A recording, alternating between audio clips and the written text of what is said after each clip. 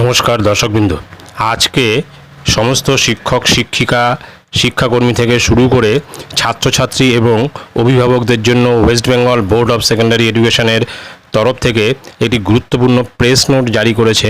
সেই প্রেস নোটটি আমি আপনাদের সঙ্গে শেয়ার করছি।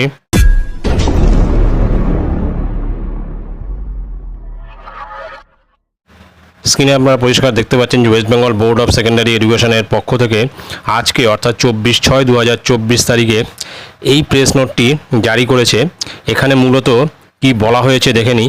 দি West Bengal board of secondary education would publish the post publication review অর্থাৎ পিপিআর এবং post publication scrutiny PPS result of Madhyamik পরীক্ষা এসি 2024 on 28/6/2024, that is within 5 weeks after receiving the application 18/5/2024। অর্থাৎ এখানে যেটা বলতে চাওয়া হয়েছে যে 28/6/2024 তারিখে মাধ্যমিক পরীক্ষা 2024-এর পিপিএস এবং পিপিআর এর রেজাল্ট প্রকাশিত হতে চলেছে। এটা কিন্তু অ্যাপ্লিকেশন রিসিভ করার 5 সপ্তাহ পরে এই রেজাল্ট প্রকাশিত হচ্ছে, অর্থাৎ অ্যাপ্লিকেশন রিসিভ করা হয়েছিল 18/5/2024 তারিখে। তারপর যেটা বলা যায়, দি concern candidates will get the results from their schools where from they were sent up. The concerned schools will collect their results from the respective regional offices of the board on and from 2nd July 2024. The results of PPS and PPR will also available through the following websites from 5 p.m. On 28/6/2024।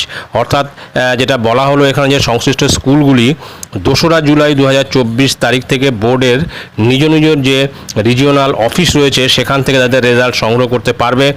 R PPS এবং পিপিআরের এই result 28/6/2024 তারিখে বিকেল 5টা থেকে এই নিম্নলিখিত যে ওয়েবসাইটগুলি দেওয়া হয়েছে এখানটায় উল্লেখ করে দেওয়া হয়েছে যেটা তার মাধ্যমে পাওয়া যাবে।